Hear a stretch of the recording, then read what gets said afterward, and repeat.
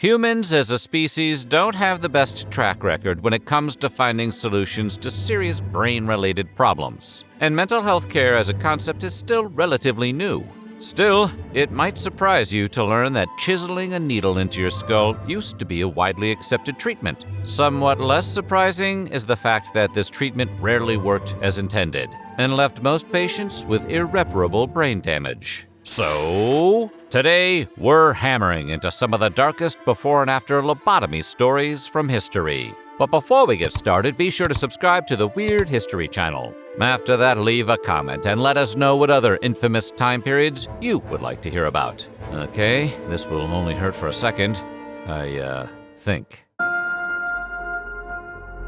Throughout the history of medicine, there have been few surgical practices more barbaric and cruel, yet sometimes surprisingly helpful, than the lobotomy. Famous lobotomy patients range from children of politicians and English lords to singers who were on their way to stardom before finding themselves waylaid by mental illness. The personality, memory, and IQ of lobotomy patients before and after surgery varies wildly, and doctors are still not able to fully understand the specific details of this outlandish surgery.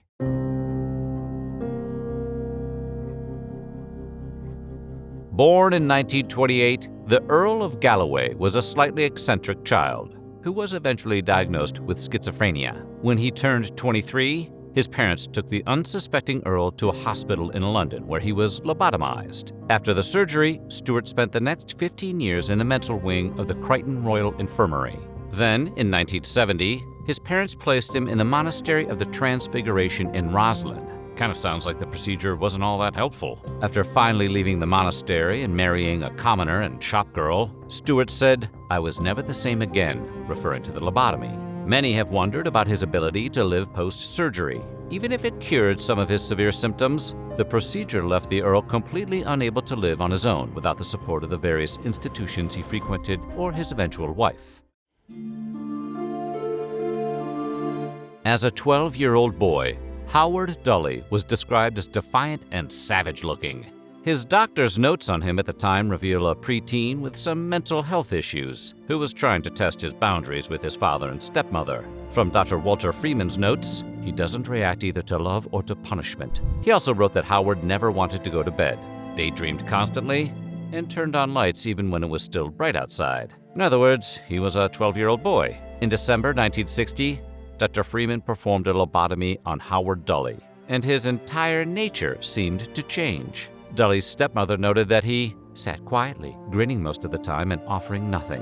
That sounds less like calm and more like creepy. It took Dully decades to understand what happened to him, and he still suffers from memory loss, with a constant feeling that he's missing something. Reflecting on his experience, he said, "Walter Freeman's operation was supposed to relieve suffering. In my case, it did just the opposite."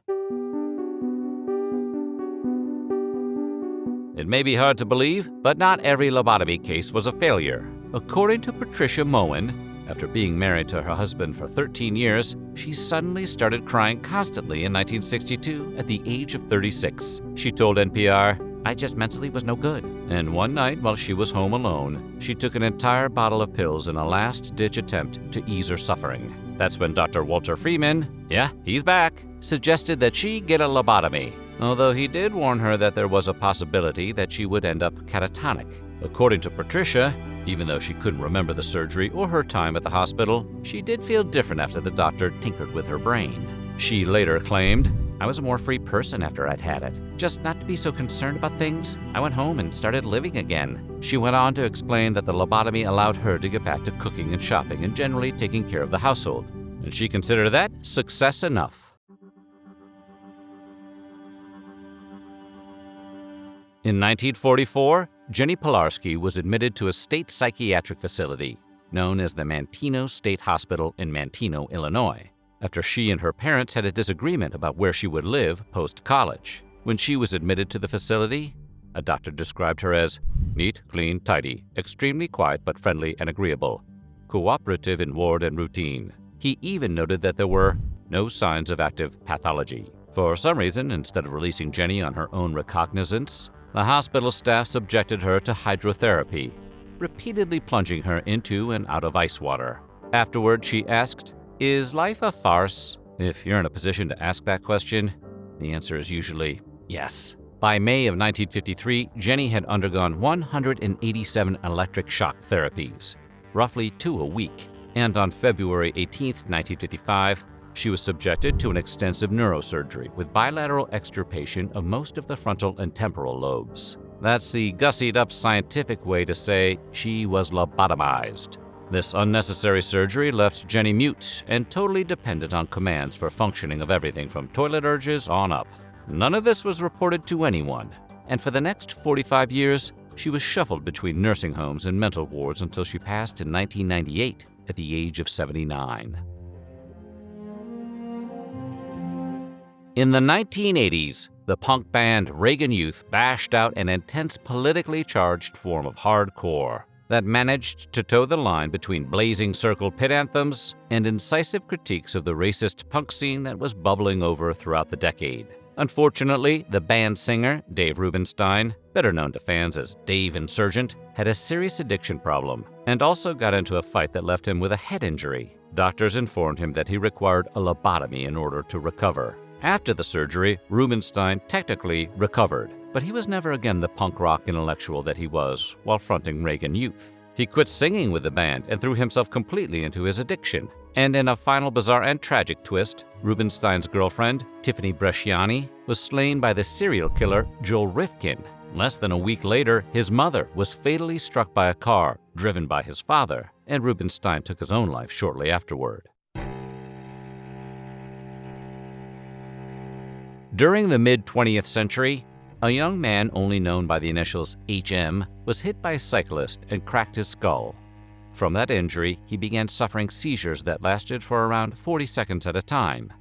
HM sought out Dr. William Scoville, a man who was experimenting with fractional lobotomies, which eliminated less tissue and supposedly allowed patients to keep their original personalities. On September 1, 1953, Scoville used a hand crank and drill saw from a local hardware store to remove a bottle cap's worth of bone from above each one of HM's eyes. He then removed a few key parts of HM's brain. After the surgery, HM only suffered about 2 seizures a year, a vast improvement, and his IQ jumped from 104 to 117, but he couldn't form any new memories. HM was forced to move back in with his parents, where he performed odd jobs, despite having to ask multiple times what he was doing.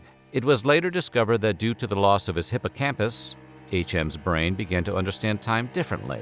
According to Sam Keene, 5 minutes lasted subjectively just 40 seconds for him. 1 hour lasted 3 minutes. 1 day, 15 minutes. In fairness to Dr. Scoville, there are people who would pay a large sum of money for that experience. HM passed in a nursing facility at the age of 82 from respiratory failure, and his brain was removed for study immediately following his passing. HM's brain was shaved into 2,401 slices, each of which was mounted on a glass plate and photographed at 20 times magnification to form a digital, zoomable map down to the level of individual neurons.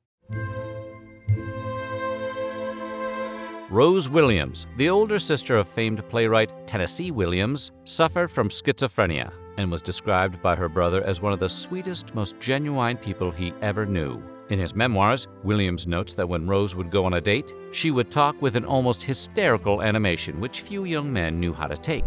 Apparently, she was a member of the Ministry of Silly Walks. In 1926, Rose wrote a letter to her grandmother describing her depression. "I don't know what was the matter with me except that I was so nervous that I couldn't hold the glass to take my medicine in." She went on to say that she spent the day in bed and struggled her way through a music lesson because her anxiety was so extreme, stating, "It makes me nervous as a cat." By 1943, Rose was beginning to lash out during manic episodes and agreed to undergo a frontal lobotomy. The surgery technically relieved her anxiety in that it seemed to reduce her to a nearly catatonic state. She remained institutionalized, albeit in a relatively swanky institution thanks to her brother's fortune. In a post-surgery letter she wrote to Tennessee, she said, "I want some black coffee, ice cream on a chocolate bar, a good picture of you. Your devoted sister, XXX Rose. P.S. Send me $1 for ice cream." When Rosemary Kennedy was born, the medical community was still decades away from understanding dyslexia and other learning disabilities. The little sister of John F. Kennedy, Rosemary was misunderstood by her parents, who struggled with her deficient cognitive skills. She also frequently erupted into aggressive tantrums when she didn't get what she wanted. Her father, Joe Kennedy, consulted the psychology department at Harvard University, where doctors evaluated Rosemary and concluded that she was developmentally disabled. Her father consented to giving his daughter a frontal lobotomy when she was 23 years old. It has been alleged that Kennedy was afraid his daughter might embarrass him and his son. You know, that president guy, and hurt their chances in politics. In November 1941, Dr. Walter Freeman performed the surgery with Dr. James Watts, and they sliced away at the young woman's frontal lobe until the left side of her body was partially paralyzed. After the surgery, Rosemary was sent off to a mental institution, where she had to relearn how to brush her teeth, walk, and dress herself.